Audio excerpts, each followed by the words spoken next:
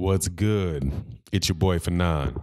All right, gonna talk a little bit of this Terence Crawford, Amir Khan pay-per-view fight that is supposed to take place in April, and also something that Bob Arum said about Al Haymon, which in my opinion is absolutely hilarious because it is exactly what you call, is it the pot calling the kettle dirty?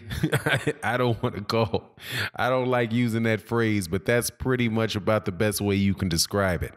Okay, it's hypocrisy at its greatest. But that's what we got to expect, man. That's what you got to expect from Bob Arum. Before I do that, though, welcome back to the channel for those that are subscribed. To those who are not subscribed, I would certainly hope that you'd accept my invitation to subscribe and hit the bell icon so you can be notified of when we release more videos and also when we do our live streams, which are usually 10:15 a.m. Central Standard Time. Okay. Also, I hope you check out the Patreon. I'm going to be putting up a couple videos this week. I hope to see you there. All right. So the fight got announced with Terence Crawford and Amir Khan, and it's going to either be in Vegas or I think the front runners are Vegas or New York, right? The usual MGM Grand and Madison Square Garden, right? So we'll find out where that is. I'm okay with the fight, but let me talk about that fight after I go through what Bob Arum has the audacity to say. Speaking to the boxing voice, he said, well, I don't think Haymon and PBC is doing a service for boxing. Every other promoter shares their fighters. Put fighters in with the other guys' fighters. There is never a problem as long as the fight is right. With Haymon, it's impossible. He keeps his fighters internally fighting each other. He doesn't do great business with them. I don't know where he's coming from, but that doesn't help grow the sport. Haymon just keeps his fighters to himself. He won't share his fighters like Eddie Hearn and Frank Warren. He's really a cancer on the sport. Feeling a little butthurt, are you, Bob? Because that last sentence is so funny. First of all, Al Haymon, I got to keep saying this, man. Al Haymon's not a promoter, but it's the PBC platform after I make that distinction. Which is, there's a gray area there. There definitely is a gray area there. However, Eddie Hearn and I do believe Al Haymon did business with Errol Spence Jr. and Kell Brook, where Errol Spence Jr. went to the UK to win the IBF belt. Also, Frank Warren. I do believe that Frank Warren is the promoter for Tyson Fury. I'm pretty sure that Al Haymon and Frank Warren did a deal for a pay-per-view fight this year with Al Haymon, Deontay Wilder. Let me make sure I said that right. I'm pretty sure Frank Warren did a pay-per-view event with the PBC and Al Haymon just this year. That being, or just at the end of last year, December 1st. Deontay Wilder versus Tyson Fury. Am I missing something? I don't think I am. I'm pretty sure that fight happened. Okay? Now, Eddie, so that's a fight that I know of them having done with Eddie Hearn and a fight with Frank Warren. Now, why wouldn't Al Haymon be real excited about doing work with Al Haymon now? With Eddie Hearn right now. I do believe that they made a $50 million offer to Eddie Hearn and Anthony Joshua for a Deontay Wilder Tyson Fury Deontay Wilder Anthony Joshua fight before the Tyson Fury fight. I think that's what they were pushing for pretty hard. If you're not an AJ fanboy, you will, you will most likely accept that that's what they were trying to do. But Eddie Hearn didn't want to fight. Barry Hearn didn't want to fight. But $50 million seems like it was an offer. Seems like a pretty decent offer for a fight. Now, maybe he's a little salty that the next pay-per-view that's taking place, which is this weekend, was a fighter that left Bob Arum for the PBC in Manny Pacquiao and Adrian Bronner. But I'm not sure. It just doesn't seem to ring true to me, especially since Bob Arum has had a reputation for doing in-house fights for years and years and years and years and decades of in-house fights. Bob Arum is the master of in-house fights. He did that. He does in-house fights. That's how he controls the WBO belt, is in-house fights.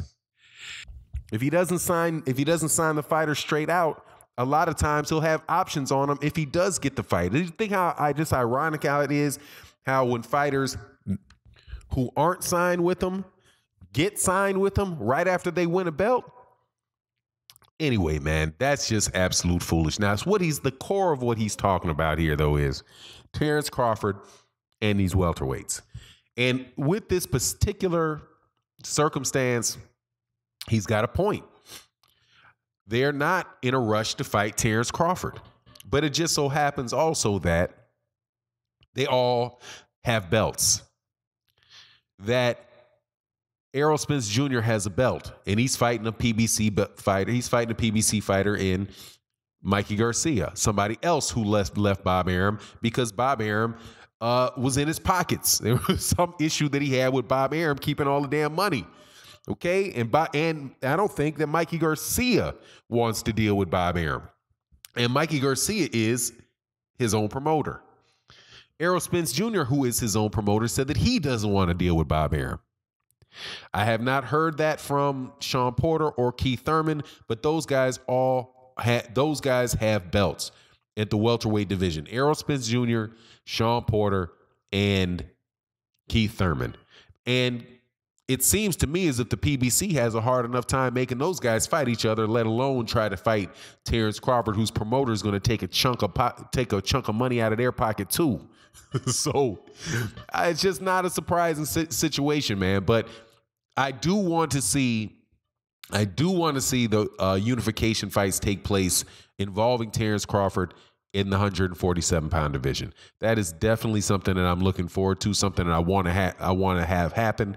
I think that those are a bunch of very, very good fights that can take place at 147. And it's I wish that there wasn't any of those hurdles, in the way of making that fight happen. But, I got to admit that, I'm pretty sure that there are. This Amir Khan fight that he has, I did a video on it, but I'll just cover it, briefly. Amir Khan is a very good fighter. Amir Khan is a very good fighter. He has fast hands. He's a good boxer. The problem obviously with Amir Khan is he has no chin. So this fight is, it's a risky fight, reputation wise for Terence Crawford. It is a name, but where everybody in boxing knows who Amir Khan is. Avid boxing fans know who Amir Khan is. And I'm going to support the fight. I'm going to support the pay-per-view because I want to support Terence Crawford in this pay-per-view. Not that I necessarily believe that this is a quality, that this is the type of fight that I think should be on pay-per-view. I'm not 100% there because I think, that Amir Khan he's used goods. But I'm going to support by the pay-per-view because I want to support Bud Crawford. I want him to get good. I want him to do good numbers. And I think the dude's an excellent fighter, and I don't want to miss the fight. So I'm not going to stream Bud's fight. I'm actually going to pay for the fight, but I don't really know what this fight is going to do for him. It's other than get him some good money, that'd be an interesting thing. I did a video, when I did the video on that, that's the thing that I think is probably the best about this for Bud is if he wins convincingly, right? He fought a guy with a glass jaw, but if the numbers do really well on pay-per-view, then there can be an argument that made that, look, man, it'll even grow more the Sean Porter, the fight with Sean Porter or Keith Thurman or Errol Spence Jr., right?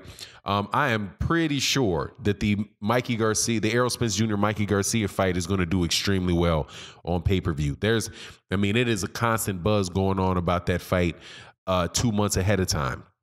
So I'm pretty sure that is going to do really well. And so Terence Crawford is going to really have to keep pace with whoever with that fight and whoever the winner is. Obviously, people are leaning heavily towards Errol Spence Jr. I'm always, man, I love Errol Spence Jr. I think this dude's a great fight. I think I lean heavily towards him, but you just never know what's happening in the sport of boxing, man. When you got two really skilled fighters that jump in there together, you got to see what happens in the ring. But regardless of what happens in the ring, those pay-per-views for that fight and the attendance on that fight is probably going to be real, real thick. So as far as keeping up the I'm the draw in the sport type of argument, Terence Crawford being on pay-per-view is one thing. Having it really do well is something else. And I think that's going to be a little bit harder sell with him and Amir Khan. But anyway, it is what it is. And with that, I'm out. Peace.